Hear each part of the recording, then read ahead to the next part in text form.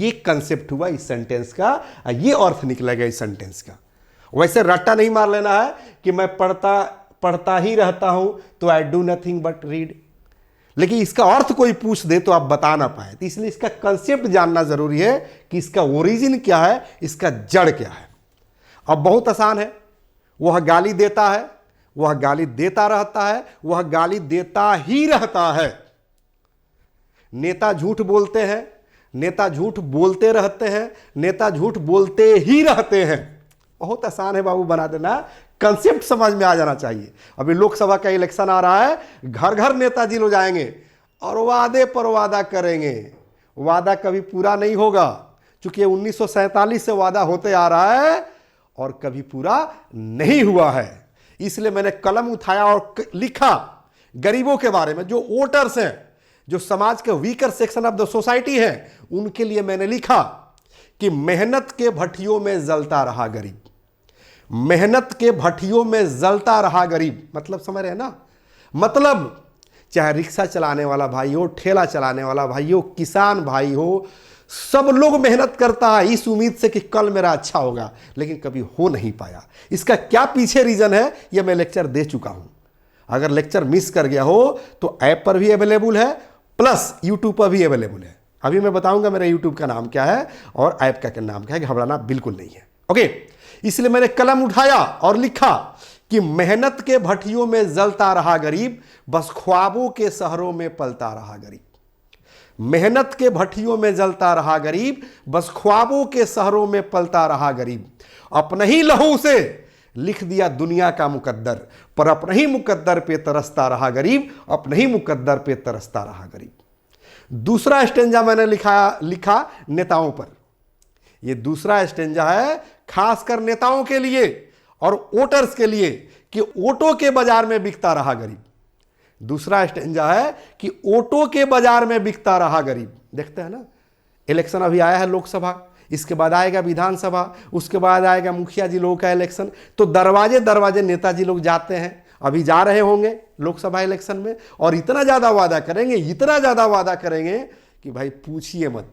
गरीबों को लगता है कि अब हमारा समस्या का समाधान हो जाएगा, लेकिन ये समाधान 1947 से होते आ रहा है और अभी भी नहीं हुआ है। ओके, चलिए बहरहाल मैं स्टेंजा आपको सुनाता हूं कि क्या मैं सेकंड स्टेंजा में लिखा हूं। ऑटो के बाजार में बिकता रहा गरीब, बस 2 वक्त रोटी के लिए दर दर भटकता रहा गरीब। अपने ही लहू से लिख दिया नेताओं का किस्मत, पर अपने ही किस्मत पे तरसता रहा गरीब, अपने ही किस्मत पे तरसता रहा गरीब। तीसरा स्टेंजा है कि मौसम के हर मार को सहता रहा गरीब। देखते हैं ना, मौसम मतलब चाहे जाड़ा हो, गर्मी हो, बरसात हो, हर मौसम में गरीब आदमी काम करता है। हमारे किसान भाई काम करते हैं, हमारे मजदूर भाई काम करते हैं, रिक्शा चलाने वाले, ठेला चलाने वाले, सब लोग काम करता है, चाहे कोई भी मौसम हो, कितना हो खराब मौसम क्यों न हो। जैसे अभी देख रहे हैं ना, बाहर निकलना मुश्किल हो गया, इतना लू चल रहा है, इतना टेम्परेचर है कि उसके बावजूद भी सब लोग काम कर रहा है ना, किसान भाई हो चाहे मजदूर भाई हो। इसलिए मैंने कलम उठाया और लिखा कि मौसम के हर मार को सहता रहा गरीब, बस 2 वक्त रोटी के लिए गलियों गलियों जिस्म लुटाता रहा गरीब। अपने ही लहू से लिख दिया किसी और का मुकद्दर, पर अपने ही मुकद्दर पे तरसता रहा गरीब, अपने ही मुकद्दर पे तरसता रहा गरीब। लाजवाब लाइनें हैं ये सब। जैसे मैंने बोला ना कि मौसम के हर मार को सहता रहा गरीब। ध्यान दीजिएगा, जब भी आप रिक्शा पर चढ़ते होंगे तो जो रिक्शा चलाता है ना, वो मौसम से ज़्यादा प्रभावित रहता है, लेकिन मेरे तरह एक सूट बूट लगा कर रिक्शा में बैठ जाता है और रिक्शा वाले से कहता है कि जल्दी रिक्शा चलाओ, जल्दी चलाओ, धूप लग रहा है, जल्दी चलाओ, ठंडा लग रहा है, जल्दी चलाओ, बारिश हो रही है। मेरा सवाल है आप लोगों से कि मौसम से ज़्यादा प्रभावित कौन है, रिक्शा में बैठा हुआ इंसान या रिक्शा चलाने वाला? इसलिए मैंने लिखा है कि मौसम के हर मार को सहता रहा गरीब, बस 2 वक्त रोटी के लिए गलियों गलियों जिस्म लुटाता रहा गरीब। अपने ही लहू से लिख दिया किसी और का मुकद्दर, पर अपने ही मुकद्दर पे तरसता रहा गरीब, अपने ही मुकद्दर पे तरसता रहा गरीब। ओके, बहरहाल हम लोग ये 3 तरह का सेंटेंस देख रहे थे, जो तीनों सेंटेंस जो है सिंपल प्रेजेंट टेंस में था, लेकिन नेचर अलग अलग था। अब आपको करना कुछ नहीं है, सिर्फ और सिर्फ कोई भी एक एक्शन वर्ब ले लेना है। जैसे यहाँ पर रीड लिया, यहाँ पर मैंने प्ले लिया, प्ले माने खेलना, तीनों में देखिएगा यहाँ खेलना शब्द यूज हुआ है, प्ले। तो कोई भी एक्शन वर्ब ले लेना है। एक्शन वर्ब मतलब मैं पीछे क्लास में बताया था कि जिस हिंदी वर्ड के अंत में, यानी कि हिंदी शब्द के अंत में आ जाए ना, that is called action verb. जैसे आना, खाना, उठना, बैठना, रोना, धोना, गाना, बजाना, मारना, पीटना, ये सब क्या है? एक्शन वर्ब है। तो कोई भी एक्शन वर्ब ले लीजिए। ओके, चलिए एक सेंटेंस में बोला था कि नेता झूठ बोलते हैं, नेता झूठ बोलते रहते हैं, नेता झूठ बोलते ही रहते हैं। इसको मैं बना दे रहा हूं। नेता झूठ बोलते हैं तो कहेंगे लीडर्स, और ज्यादा नेता हो गया तो झूठ बोलते हैं तो क्या कहेंगे? Tell lies. एक चीज और कंसेप्ट समझ लेना, टेल अ लाई होता है तो अ तब रहता है, यानी कि ये जो है तब रहता है जब एक झूठ हो। या तो झूठ का पुल्लल बन गया, क्या बन गया? झूठ का पुल्लल लाइज हो गया, इसलिए यहां से ए हट गया है। ये कॉमन एरर है, ये भी जानते चलना है। ओके, तो क्या हो गया? लीडर्स टेल लाइज, मतलब नेता झूठ बोलते हैं और नेता झूठ बोलते रहते हैं।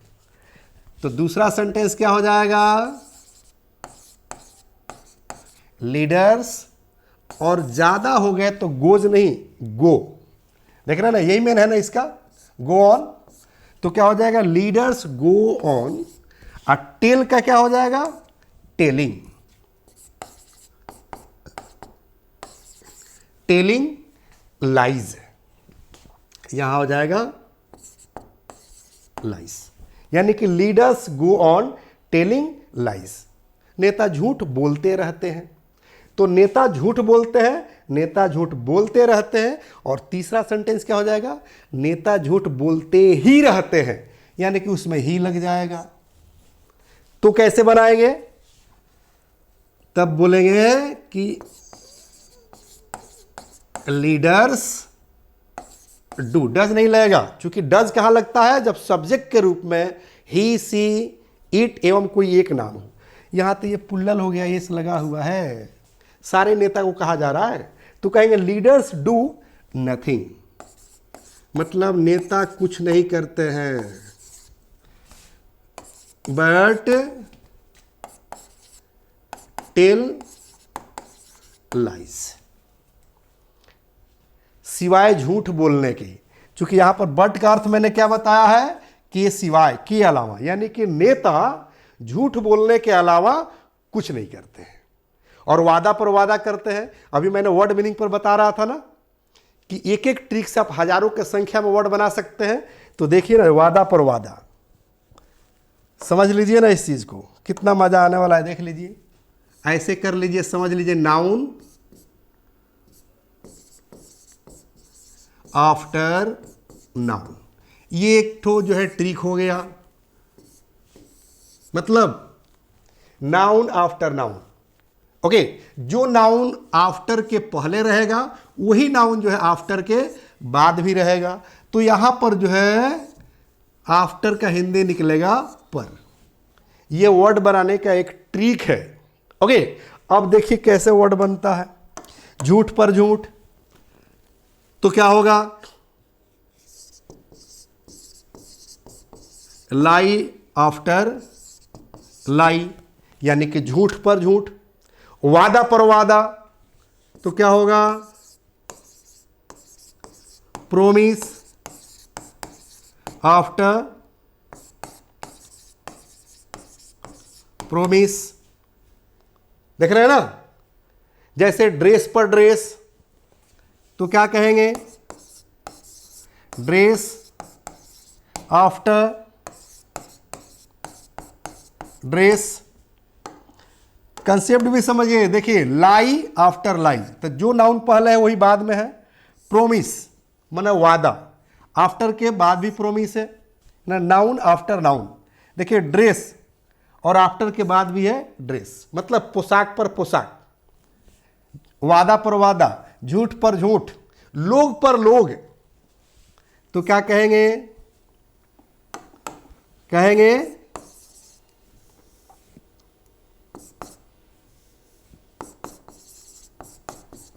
People after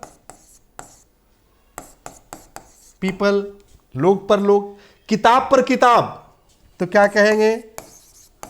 book after book, यानी किताब पर किताब। देख रहे हैं ना? अब खुद से सोचिए कि एक ट्रिक से कितना वर्ड बन रहा है। हत्या पर हत्या, तो क्या कहेंगे? Murder after murder. देखिए, जो नाउन पहले है वही नाउन बाद में है, हत्या पर हत्या। अब इसका यूज कैसे होता है ये जान लीजिए। जैसे कहते हैं ना कि तुम झूठ पर झूठ बोल रहे हो, मैं कैसे यकीन कर लूं? तुम सब झूठ पर झूठ बोल रहे हो, मैं अंजलि पर कैसे यकीन कर लूं कि वो जो है झूठ बोल रही है? ये किसी मूवी का डायलॉग है। ओके, तो तुम झूठ पर झूठ बोल रहे हो, अब सेंटेंस में कन्वर्ट कर दीजिएगा। करे कि नेता वादे पर वादा करते हैं, सेंटेंस बना दीजिए। करे कि ड्रेस आफ्टर ड्रेस, तुम ड्रेस पर ड्रेस बदल रही हो, लगता है दाल में कुछ काला है, लगता है कि आपको किसी से मोहब्बत हो गया है, पर शायद आपको पता नहीं कि मोहब्बत एक रंगीन धोखा है। ऐसे लोग डायलॉग देता है, आप भी दे सकते हैं। ओके, बोल सकते हैं इंग्लिश। करे कि पीपल आफ्टर पीपल, मतलब लोग पर लोग। कहते हैं बाप रे बाप, गजब का सुपर डुपर हिट मूवी लगी हुई है, लोग पर लोग चढ़ा हुआ था टिकट खरीदने के लिए, तो लोग पर लोग, पीपल आफ्टर पीपल। देख रहे ना? उसके बाद करें कि बुक पर बुक, मतलब किताब पर किताब। ना कहते हैं किताब पर किताब खरीदा रहा है, पढ़ना है ये नहीं है। ओके, उसके बाद करेंगे मर्डर आफ्टर मर्डर, मतलब हत्या पर हत्या।